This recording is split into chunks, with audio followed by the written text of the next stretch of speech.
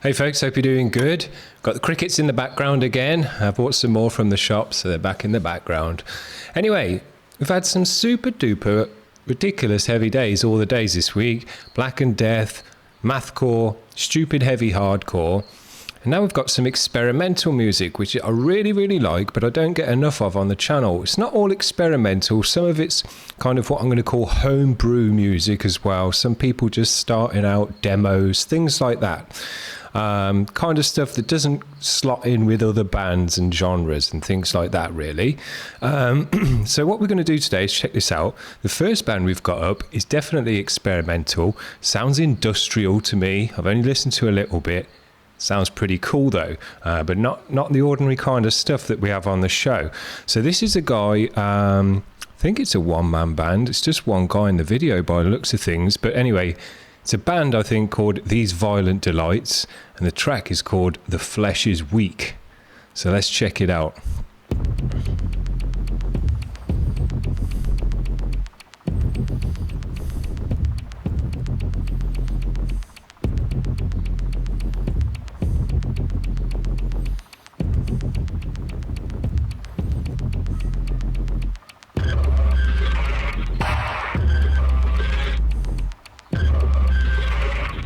Sounds industrial.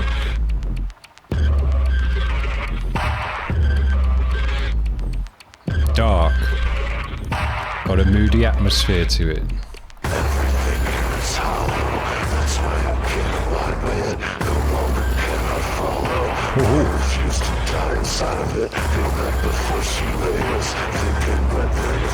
Not quite sure what effects he's got on the vocals. Obviously some saturation and distortion on it.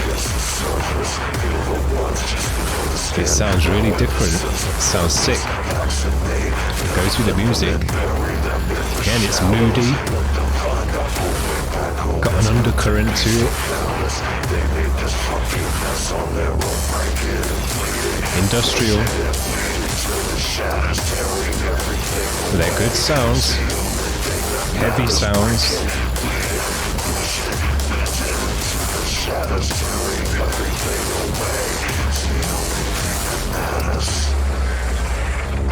Yeah, it's got a nice energy in it, this one has. It's got a vibe. Dark, industrial, undergroovy, moody. A building anger. Yeah. Great. It's loud and prominent in your ears. Let's have a look. Yeah, you can see everything's blazing. Good low end to it. Nice wide stereo spectrum. That's why it sounds so big.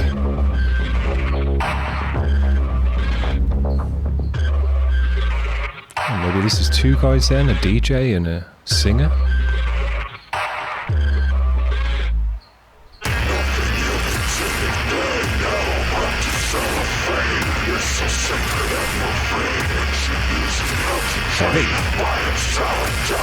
Now the only thing that I think's missing from this part that my ear is screaming out for is some cymbals. Because I think that would make the sound really big. Not that it's not big. You know, some distorted cymbals, saturated cymbals.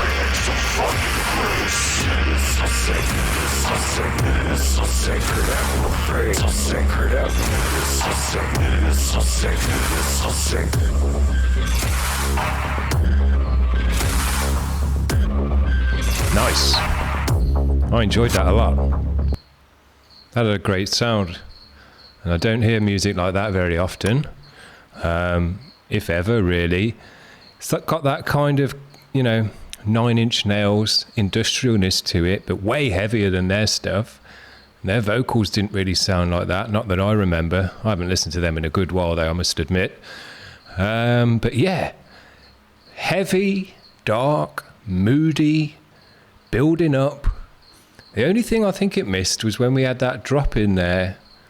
It came in hard, but I think it would have come in even harder and even bigger with some nice washy cymbals over the top. Maybe add a bit of distortion or dirt to them as well. But there wasn't much in that range other than the odd kind of squealy noise. And it could have been filled out with some nice cymbal wash, but that's just an idea. It sounded great either way. Now this next guy, this is a one-man band, although it looks for this demo he's got a drummer involved, I think. He's only 16, unless he's 17 now since I last spoke to him. And he's starting out, he's doing his own thing, writing and recording all his own music at such a young age. He's going to go places if he keeps doing that, because you can't go wrong. Now he's just put out this demo. It's a 3-track EP demo with a cover on there and stuff as well, which is pretty cool. And as I say, he's done it all himself, and I've put him on today's channel because, as I say, it's a bit of a homebrew day today as well as experimental. Got some homebrew kind of music on the show as well, stuff that just didn't really go in with kind of, you know, more polished bands, if you like. So yeah, we're going to check out this track. I forget what the name of the track is. Autosarcophony. Something like that. He's gone with the crazy names. He's gone with the crazy logo. Look at that. So let's check it out. See what it sounds like. Dirty. Dark. Oh yeah. Sounds like 90s death metal. Heavy, fast. Dark and muffled. Let's have a look at his waveforms. Big low end to it like you'd expect. Nice and wide though, the stereo spectrum looks great, so he's done a good job. Good energy in the music. So I think he's got a drummer in for this, and the drumming's good. Could have pushed the kick and the snare to punch it out the mix a bit more, but I think what he's gone for with this, I don't know how he's heard it because it wasn't even alive when it was around, but he's gone for that 90s death metal sound. Dark and muffly, blazing. You can hear the cymbals, but the drums are just kind of in there. It sounds good. Even though it could be different, it could be more clear, it could be more, you know, bright, it could be where the drums and the kick are kicking through the mix, but then it would have a totally different sound. And I'm getting now where he's gone with this sound, and it sounds very good. But you know, it doesn't just sound like this. This isn't a bad mix. This isn't where he's you know, doesn't know what he's doing, because it wouldn't sound like this. He's EQ'd it and stuff like that. He's taken the highs away. We can see his stereo spectrum's good, so we know he's thought about all that stuff. We can see his waveform's good, so we know he's thought about all that stuff as well. He's just gone for a very dark, muffled mix. Sounds like the early 90s. You know, if this came out on tape in the early 90s, yeah, slot right in with all the other bands. Great.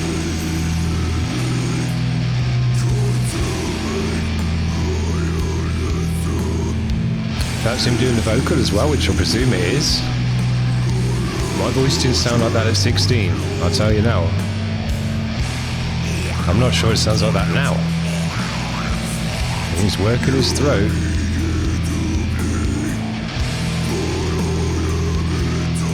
Very deep. He's got a nice gravel and rasp in the deepness as well.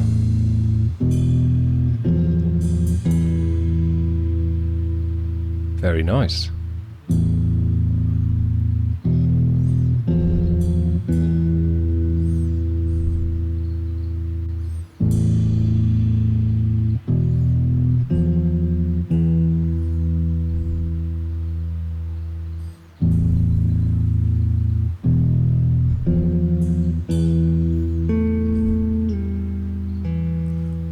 Nice sound.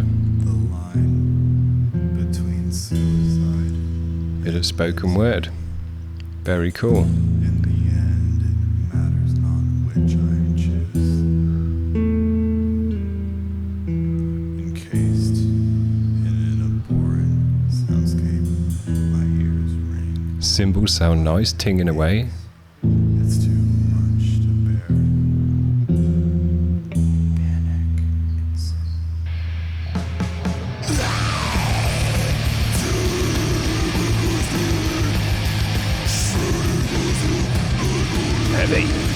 vocals really deep and low.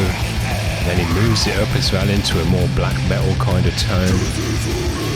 So it's kind of like Black and Death as well with the vocal.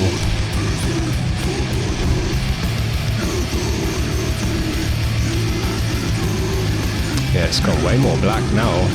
Sounds good.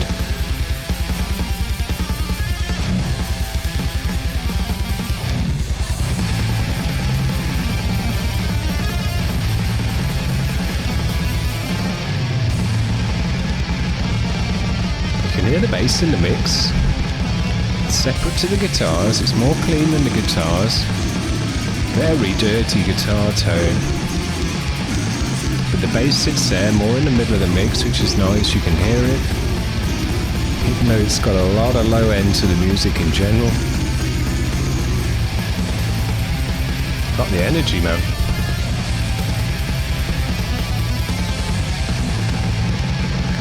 When I was 16, I was listening to Korn. I wasn't thinking about music like this.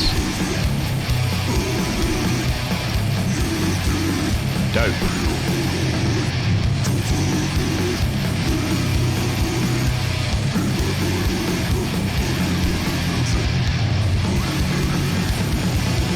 Vocals heavy as hell. Deep. Ways recorded it's nice. It's got a bit of reverb on it.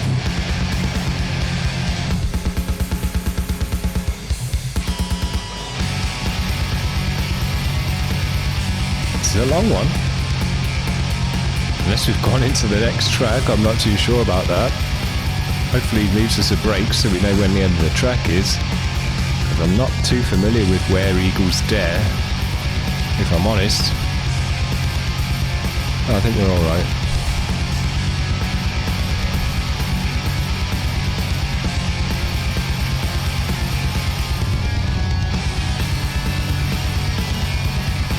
Yeah, you can hear the bass nicely in the mix.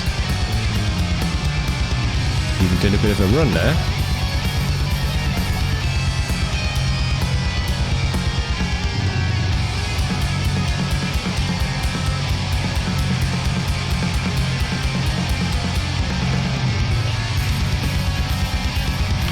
Drummers moving the energy about with the different drum beats.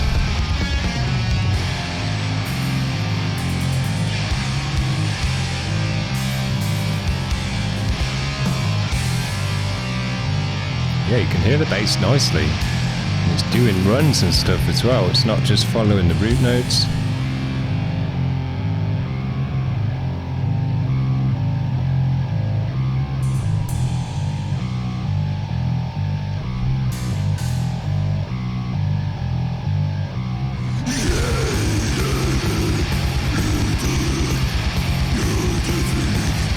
Yeah.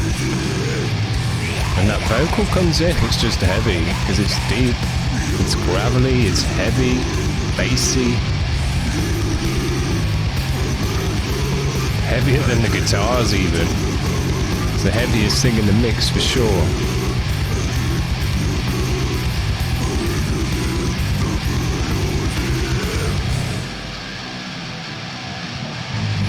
Lots of parts to this one.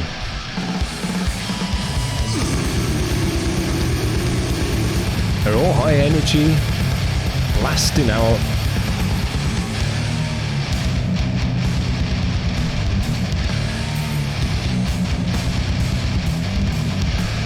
Breaking it down a bit now.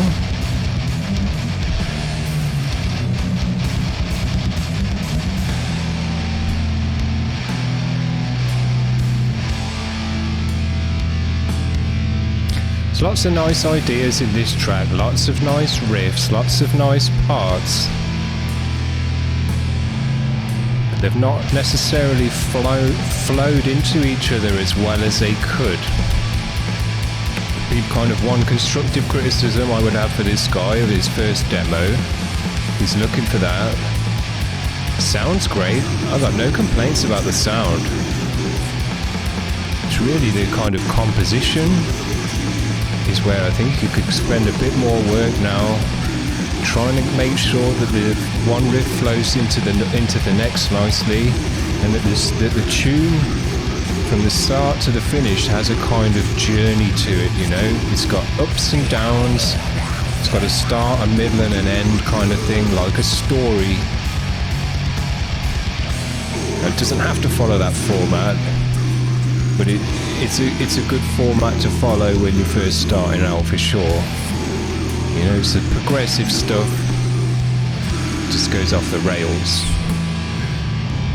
But what you want to be able to do is, once you've got a good sound, and this guy's got a great sound, and remember, he's done all of this himself other than the drumming, is get your composition to where the music really grabs the listener and pulls them from one part to the next. The energy of the track flows, its ups and its downs, its build-ups and its crescendos, fast bits and slow bits, and that it just works out really nicely in that way as well. Because as I say, there's been a bunch of nice riffs, there's been a bunch of nice parts, but because they're kind of one after the other, you know, I'm not particularly remembering what the first half of the track sounded like particularly, because there's been so many more riffs and parts to it since then. Definitely going to stop it there, sorry. I was just going on there, but yeah, loads of nice parts, loads of nice riffs, loads of nice sections. You could have built about 3 songs out of all of those different parts and sections, but a really great track is one that all the sections flow into the other, and they don't necessarily sound the same, but they've all got the same vibe. They've all got they feel like they're connected within the track. And this had loads of nice parts, but some of the parts didn't necessarily go as well with some of the other parts of the track. And the whole vibe of the track in general, looking kind of stood back and looking at the track as a whole, it's lots of parts rather than a nice smooth journey all the way through. But that's when you're 16 and you're making your own music, and someone says, well, really the only thing that's missing here is that your composition doesn't flow as necessarily well as it could. You've done a great job. You've done an excellent job, because the sound was excellent, the recording was great. I heard a great recording on the vocal. I could tell he'd done it nicely. The guitars sounded good, the drums were good, they had a sound to them that fit the music. It had that darkness, it had that muffledness, had that 90s death metal on a tape kind of sound to it, and I'm pretty sure that's what he's gone for. If it's not what he's gone for, then that's what he's got, because that's what it sounds like, and that's a good sound. Now, I know I go on about 90s death metal, but it's got a sound to it. I would, if it was my mix, I would have made the drums punch through the mix, because that's what I like. That's what my mixes sound like. But if this guy wanted to bury the snare and the kick in the mix, like it sounded in the 90s death metal, that's what he's done. That's what he's achieved. It sounds good because it all came together in the mix in the same way. If he'd had super clear, punchy drums, but the guitars and the vocals and everything else sounded the way it did, it wouldn't have sounded good at all, because it would have stood out like a sore thumb. But because it all had that sound to it, it all had that vibe to it, it all came together in the mix very nicely. So yeah, very, very well done on the mix, and I'm pretty sure this is his first real attempt at doing a full EP and mix, because it's a demo. And I say 16. When I was 16, I was listening to Korn. I was playing kind of Nirvana and stuff on my guitar, and I didn't have a 7-string, so I couldn't play Korn, and kind of learning Willhaven and things like that. I wasn't doing deep as hell gutturals, writing and composing all my own music, making it sound like dark, nasty, underground death metal from the 90s.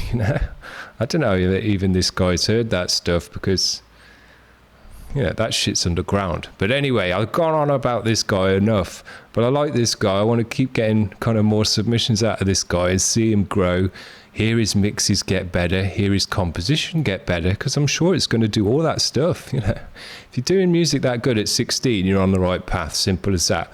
Now I'm going to shut up about him, and we're going to move on to the next band. This is our friend Patrick McElvery, and he's with his mate Gus Wallner, and they've done a track for us. Again, this is a homebrew kind of track, a project track, and it's a song written, recorded, mastered, and performed by these two guys. So they've done it all themselves. It's called Frail Conversations, and we're going to check it out. Simple as that. So here we go.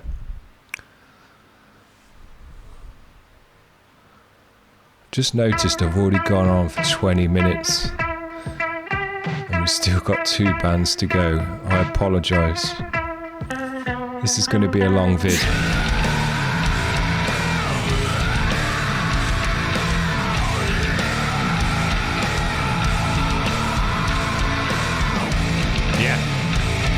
Now tomorrow, you're going to hear an EP review from a band that Patrick's in called 9 Stitch Method. And they've just put out a 4-track EP, and I've done a review for them, and it's coming out tomorrow on a Friday. So watch out for that. Nu metal. And this has got a nu metal sound to it. His vocal reminds me of Mudvayne. And he's got his Korn t-shirt on.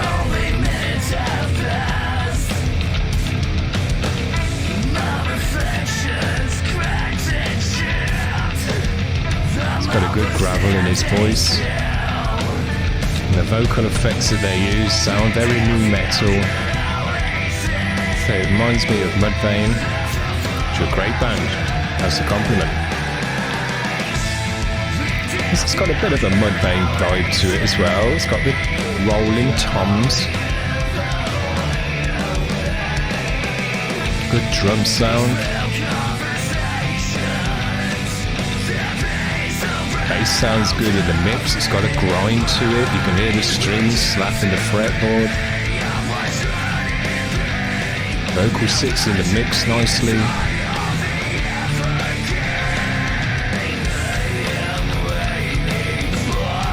Yeah, good bass sound. You can really hear the string flapping because he's got that 5-string. Let's have a look at the waveform quickly while I remember. Nice and wide, very good. Yeah, everything's looking right. Good low end to it. Bass, drums have got a good low end to them as well. Kick and the snare, kick through the mix nicely.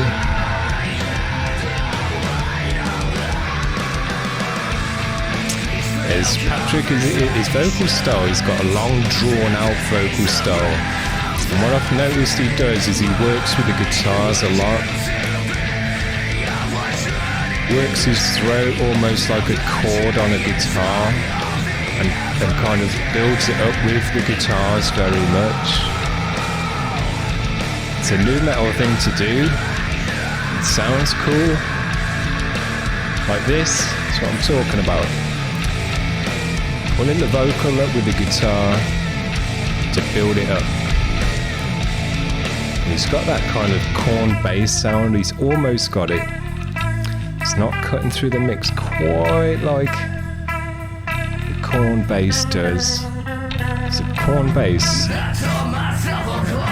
It sounds good. As far as a mix goes, the Korn bass is nice.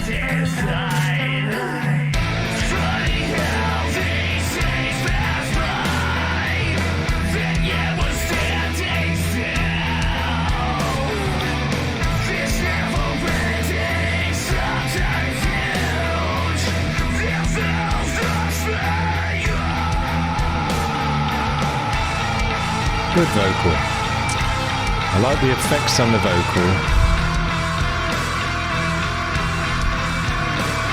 He couldn't quite work it out for that long. Must have done that one in the mix. But yeah, nice effects on the vocal, long and drawn out words that build up.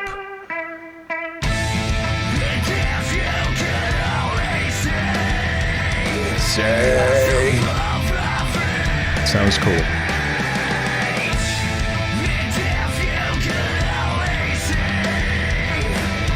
I like the drumming.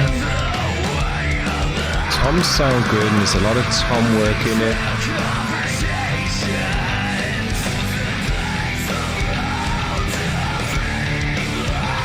And then when the bass is going, you can hear it grinding, you can hear it slapping the fretboard, which sounds nice. It cuts through the mix with that sound.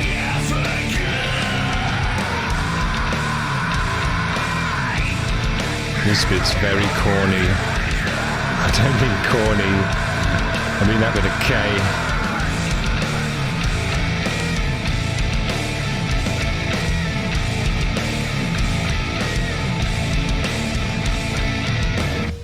Yeah.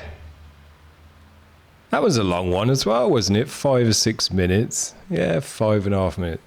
This is going to be a long ass video, but hopefully people make it right to the end. I think I talked about enough of them in the video. Patrick's got a new EP as well coming out tomorrow on Friday. Check that one out. I forget what the name's called, but 9 Stitch Method is the band. Right, now this is a Slipknot cover. And it's by a guy called Metal Kid 1500. And he was excited to check out my videos. And he sent me this saying, yo, dude, check this out if you would. And I was like, all right, I'll check it out. It's not the kind of stuff we normally have on the channel. But, you know, I like to help my friends out. People who are helping me. People who are liking the videos, commenting on the videos. Still don't get enough comments and all of that. So, you know, the people that do, and if they've got something for me to check out, I'll check it out. Doesn't matter what it is. So this is the Apparitionist from Metal Kid. And it's the Tattered and Torn Slipknot cover. One of their tracks that I like very much. So let's see what they do with it. We got the crickets as well in the background, just for extra ambience.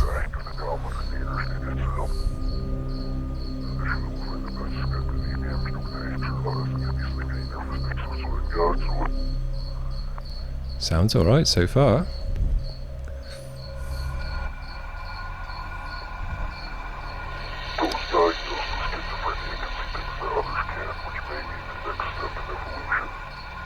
Very atmospheric.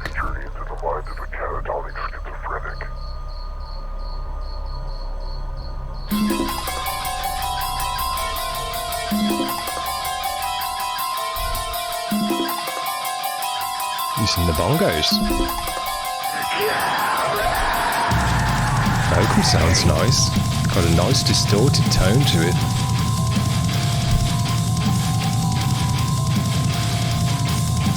Heavy guitar tone. Quite dark though, this one as well. Quite like the Disciple of Dzoavits track. Dark. Drums don't kick quite through the mix. There's a darkness to them.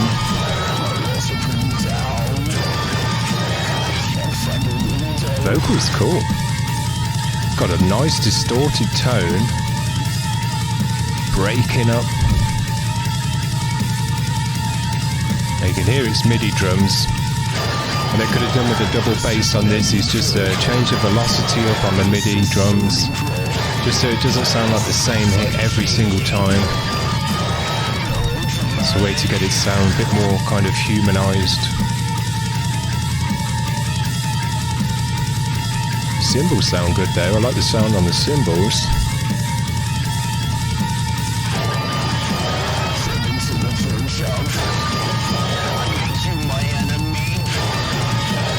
Vocals cool.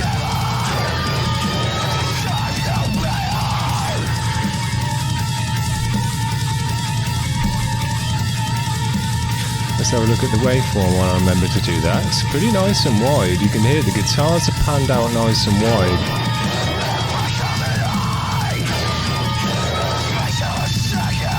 It's a pretty balanced waveform.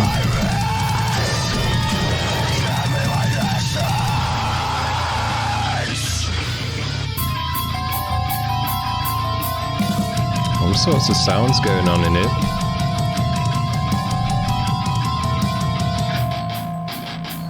I think what it would have been nice on this track is to have some kind of sample. And I don't know if they did this in the Slipknot track though. There's some kind of atmospheric sample that's always in the background. Because when you've got the high-pitched guitar bit, the you've just got that and the kind of drums going. This part, I think some kind of washy atmospheric sound would just widen this part out, because you can see on the waveform it's quite down the middle, and it kind of loses its bigness at that point, you know, because this part's quite big. You can see this part's much wider, it's got a wider sound to it, and when the guitars are more chugging away, it's got a wider sound to it. But on that part, it just didn't have quite enough atmosphere as it could have had, would be my kind of little tip. Because again, I think this is a fairly young guy, I'm not too sure about that. He calls himself Metal Kid. But yeah, that was cool. I'll tell you what I particularly liked about this one is the sound of the vocals. I wouldn't mind that tone for my own vocals. It had a very nice distortion on it. It was dirtied up, and the tone of the distortion just sounded great.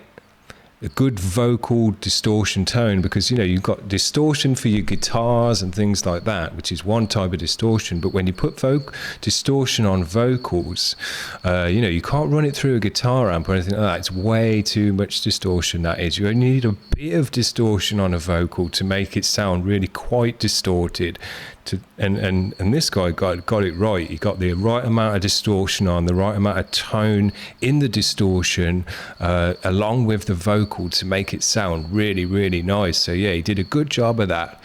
It's a bit of work to do on the drums, I would have said, and a bit of work to do maybe just with making it sound more atmospheric, because this is a very atmospheric track, Tattered and Torn. You know, it's building up into that kind of, well, it never quite gets there. That's the thing with Tattered and Torn. It's building up. You're waiting for it to just explode, but it never quite does. And that was totally on purpose. A lot of people that put them off this track because they needed that release. You know, it's like kind of get in there, but just then they stop. So yeah. It was a bit of a kind of blue balls for a lot of people, I think, what it was. But they got some heavier tracks after that, which kind of release the energy. But yeah, this one stores up a lot of potential energy and then just ends. It's a pretty cool way to write a song. Anyway, I've gone on way too much. 35 minutes we're heading for on this. I apologise, guys, if... Yeah. I just go on too much. I get into the music, I go on too much. I forget to do the superb stamp in pretty much every vid, till right at the very end when I look over. I look over for the stop recording button and go, oh yeah, there's a superb button. I should click that at some point, right at the end of the vid. There you go, guys. I've gone on too much. I hope some people get to the end of this vid and hear all of these bands, but not too many people get to the end of a 35-minute YouTube vid. I apologise. That's all there is to it. Hope you enjoyed it one way or the other. See you tomorrow, guys. Bye.